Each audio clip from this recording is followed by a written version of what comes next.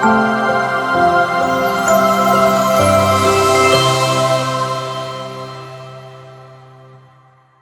இயேசு கிறிஸ்துவுக்குள் அருமையானவர்களை இறைவார்த்தை பகிர்வு நிகழ்விற்கு உங்கள் அனைவரையும் அன்போடு வரவேற்கிறேன். இன்றைய இறைவார்த்தை பகிர்வு நிகழ்விலே முதல் வாசகமாக திருத்தூதர் யோவான் எழுதிய 2வது திருமுகத்திலிருந்து நமக்கு செய்தியில் கொடுக்கப்பட்டிருக்கிறது. அன்பே கடவுள், அந்த கடவுளுடைய அன்பிலே நீங்கள் நிலைத்திருங்கள், ஏனென்றால் ஆண்டவருடைய அன்பை அதிகம் சுவைத்தவர் என்று திருத்தூதரான யோவான். அவர் நம்மிடமிருந்து எதிர்பார்ப்பது, நீங்கள் ஒருவரோடு ஒருவர் அன்பு கொண்டு வாழுங்கள். நான் உங்களுக்கு புதிய கட்டளை எதுவும் சொல்லவில்லை, இது ஏற்கனவே இருந்த கட்டளை தான். இருந்தாலும் கடவுளை அன்பு செய்கிறவர், கடவுளின் சாயலாக இருக்கின்ற மற்றவரையும் நாம் அன்பு செய்து வாழ வேண்டும். கடவுளுடைய போதனைகளை வரம்பு மீறி நடந்து விடக்கூடாது, வரம்பு மீறி சொல்லிவிடவும் கூடாது. ஏனென்றால் பலர் கிறிஸ்துவனுடைய போதனையை அப்படியே அழகாக சொல்லுகிறார்கள், ஆனால் தங்களுடைய வாழ்விலே அதை நிறைவேற்றுவது கிடையாது. அப்படி இருப்பது நமக்கு நல்லதல்ல என்கின்ற செய்தியை அவர் கொடுத்துவிட்டு எல்லாரையும் அன்பு செய்கின்ற மக்களாக நாம் வாழ வேண்டும். அதைதான் நம் தலைவர் இயேசு கிறிஸ்து செய்தார். அதை நாம் தொடர்ந்து செய்து எல்லாருக்கும் உரிய அன்பை பகிர்ந்து கொடுப்பதன் மூலம் ஆண்டவர் நம்மில் இருக்கிறார் என்பதை வெளிப்படுத்த முடியும் என்கின்ற அழைப்பை நமக்கு கொடுக்கிறார். இன்றைய நற்செய்தி வாசகத்திலே இயேசு கிறிஸ்து நோவாவை பற்றியும் லோத்துவை பற்றி நமக்கு எடுத்துக்காட்டாக எடுத்து கூறுகிறார். என்ன எடுத்துக்காட்டு? நோவனுடைய காலத்திலே அவர்கள் குடித்தார்கள், உண்டார்கள், குடித்தார்கள், பாவங்கள் பல செய்தார்கள், நீரினால் அழிக்கப்பட்டார்கள். லோத்தினுடைய காலத்திலே உண்டார்கள், குடித்தார்கள், தவறுகள் பல செய்தார்கள், அவர்கள் நெருப்பினால், கந்தக நெருப்பினால் அழிக்கப்பட்டார்கள். இயேசு கிறிஸ்து நம்மை பார்த்து கேட்கின்ற கேள்வி இதுதான். நீங்கள் கடவுளுக்குரியவராக வாழ வேண்டும் என்றால் அந்த உயிரை காத்து கொள்ள முயற்சி செய்ய வேண்டாம். வயலில் நீங்கள் இருக்கிறீர்களா, அங்கே இருந்து விடுங்கள், திரும்பி வர வேண்டாம். மொட்டை மாடியில் இருக்கிறீர்களா, அங்கே இருங்கள். உங்களுடைய பொருட்களை, பண்டங்களை எடுப்பதற்காக நீங்கள் திரும்ப போக வேண்டாம் என்று சொல்லிவிட்டு நீங்கள் லோத்தை நினைத்து பார்த்து கொள்ளுங்கள் என்கின்ற வார்த்தையை அங்கு பயன்படுத்துவார். லோத்து கடவுளுடைய வார்த்தையை ஏற்று சோதோம் குமாராவிலிருந்து திரும்பி கூட பார்க்காமல் ஓடினார். லோத்தினுடைய மனைவி திரும்பி பார்த்தால் உப்பாக மாறி அழிந்து போனார். அதனால் இயேசு கிறிஸ்துனுடைய வார்த்தையை நமக்கு அறிவிப்பது என்னவென்றால், இறைவனுடைய வார்த்தையை நாம் ஏற்று அதை செயல்படுத்துகின்ற மக்களாக நாம் வாழ வேண்டும். உயிரை நாம் காத்து கொள்ள முயற்சி செய்யக்கூடாது. இது கடவுள் நமக்கு கொடுத்த உயிர். அவர் எப்பொழுது வேண்டுமானாலும் நம்மிடமிருந்து எடுத்துக்கொள்வார்.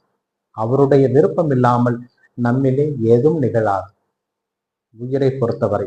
ஆனால் நம் எண்ணங்கள், செயல்பாடுகள் அனைத்தையும் கடவுள் நம்மிடமே விட்டுவிட்டார். உங்களுடைய விருப்பப்படி நடங்கள் என்றார்.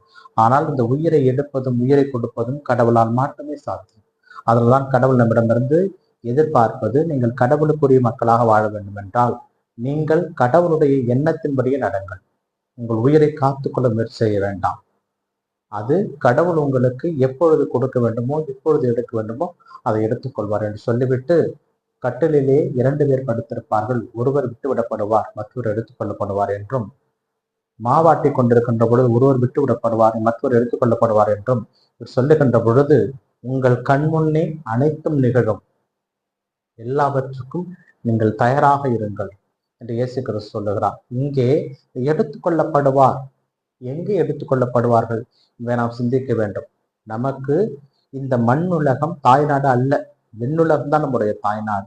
ஆகையால் கடவுளுக்குரியவர்கள் அனைவரும் இந்த மண்ணுலகத்திலிருந்து எடுத்துக்கொள்ளப்படுவார்கள். லோத்தினுடைய காலத்திலே உலகமே அழிந்த பொழுது, அந்த சோதம் குமாராவே அழிந்த பொழுது லோத்தையும் அந்த குடும்பத்தையும் கடவுள் காப்பாற்றினார். நோவாவினுடைய காலத்திலே உலகமே அழிந்த பொழுது நோவாவினுடைய குடும்பத்தையும் அதை சார்ந்திருந்த உயிரினங்களையும் ஆண்டவர் காப்பாற்றினார். ஆக இங்கே அவர் நம்மிடம் கூறுவது, அந்த அழிவிலிருந்து லோத்தையும் லோத்து குடும்பத்தையும் எடுத்துக்கொண்டார். தண்ணீருடைய அழிவிலிருந்து நோவாவின் குடும்பத்தையும் எடுத்துக்கொண்டார். அதுபோல இந்த உலக அழிவிலிருந்து நல்லவர்கள் அனைவரும் எடுத்துக்கொள்ளப்படுவார்கள். அந்த கடவுள் நம்மை ஒருபோதும் கைவிட மாட்டார். ஏனென்றால் அவர் நம்மிடம் சொல்வது இதுதான், நீங்கள் கடவுளுக்குரிய மக்களாக வாழ்கிறீர்களா, உங்களுடைய செயல்களால் அதை காட்டுங்கள். கிறிஸ்து இயேசு என்றென்றும் வாழ்த்து தருவாராக. இந்த நாள் உங்களுக்கு இனிய நாளாக அமையட்டும். ஆமேன். பிரியமானவர்களே, தாயாம் திருச்சபை இன்று புனித பெரிய ஆல்பர்ட்டை நினைவு கூற நமக்கு அழைப்பு விடுக்கிறது. இவர் திருச்சபையினுடைய மறை வல்லுநர்களில் ஒருவர். இவர் ஆயராக திருநிலைப்படுத்தப்பட்ட பொழுதும் அது தனக்கு வேண்டாம் என்று விட்டுவிட்டு மாணவர்களுக்கு கல்வி புகட்டுவதே தன்னுடைய வேலையாக எடுத்துக்கொண்டு இறைவனுடைய போதனைகளை மற்றவர்கள் எடுத்துக் கூறுவதிலே மிகவும் ஆர்வமாக இருந்தவர். இவர் படித்த பொழுது படிக்க இயலவில்லை, தனக்கு எதுவும் புரியவில்லை என்பதற்காக அந்த பல்கலைக்கழகத்திலிருந்து அதனுடைய வாயில் வழியாக ஏறி தப்பித்து விடலாம் என்று ஓடிய பொழுது ஒரு பெண்ணுடைய குரல் கேட்டதாக அவருடைய வரலாற்று பதிவிலே பதிவு செய்யப்பட்டிருக்கிறது. அவர் மிக நேரம் எடுத்துக்கொள்ளவில்லை, அந்த பெண்ணுடைய குரல் அன்னை மரியாவுடைய குரல் தான் என்று. அன்னை மரியா அவரிடம் பேசினாராம், மகனே ஆல்பர்ட், உனக்கு என்னால் அனைத்து விதமான வரங்களையும் கொடுக்க முடியும் என்பதை நீ மறந்து விட்டாயா?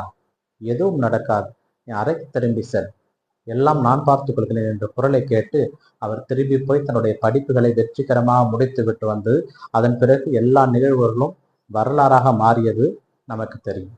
பிரியமானவர்களே, இந்த புனித பெரிய ஆல்பர்ட் அவருடைய வாழ்க்கையிலிருந்து நமக்கு சொல்ல வருகின்றது, உங்களுக்கு தெரிந்தவற்றை மற்றவர்களுக்கு கூறுவதிலே ஆர்வமாக இருங்கள். இது எனக்கு மட்டும்தான் தெரியும், இது என்னோடு முடிந்து விட வேண்டும் என்று நினைக்க வேண்டாம்.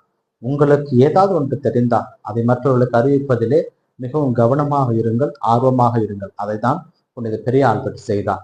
இவருடைய மாணாக்கர் தாமஸ் அக்யூனாஸும் இதைதான் பண்ணினார். அவரிடமிருந்து பெற்றுக்கொண்டதை அழகான விதத்திலே நூட்களாக எழுதினார். அதை ஆயர் ஜஸ்டின் அவர்கள் அவர் எழுதுவது தவறு என்று சொன்ன பொழுது தாமஸ் அக்யூனாஸுடைய மறைவுக்கு பிறகு அவர் சென்று கேட்டாராம், எனது மாணவன் தாமஸ் அக்யூனாஸனுடைய எழுத்துக்களில் என்ன தவறு இருக்கிறது என்று. அவரால் ஒரு பதிலும் சொல்ல முடியவில்லையா. புனித பெரிய ஆல்பர்ட் எப்பொழுதும் மாணாக்கருடைய சார்பாக நின்றவர். இவர் திருச்சபையில் செய்த மிகப்பெரிய புரட்சி என்னவென்றால் அரிஸ்டாட்டிலுடைய தத்துவங்களை இயேசு கிறிஸ்தனுடைய ஒளியிலே மக்களுக்கு கொண்டு போய் சேர்த்தது.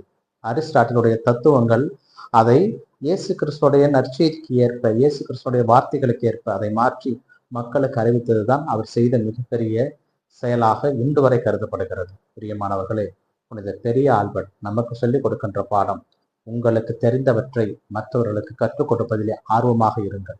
ஏனென்றால் இயேசு கிறிஸ்து எல்லா வகையிலும் தனக்கு தெரிந்தவற்றை மக்களுக்கு அறிவித்தார். தன் தந்தை யார் என்றும், தன் தந்தையினுடைய இறையாட்சியினுடைய தத்துவங்கள் என்னவென்றும், தன் தந்தையினுடைய இறையாட்சி எங்கே இருக்கிறது என்றும், அதற்கு செல்வதற்கான தகுதிகள் என்னவென்றும் தனக்கு தெரிந்த எல்லாவற்றையும் மக்களுக்கு போதித்தார் ஒரு ஆசிரியராக. அதுபோலவே புனித பெரிய ஆல்பர்ட்டும் போதித்தார். அப்படிப்பட்ட இந்த புனிதருடைய நாளிலே அவருடைய நாமத்தை தாங்கி இருக்கின்ற நிறுவனங்களுக்காகவும் நபர்களுக்காகவும் செவிப்போம். புனித பெரிய ஆல்பர்ட்டே உம்மை போல எங்களை மாற்றும் என்று செவிப்போம்.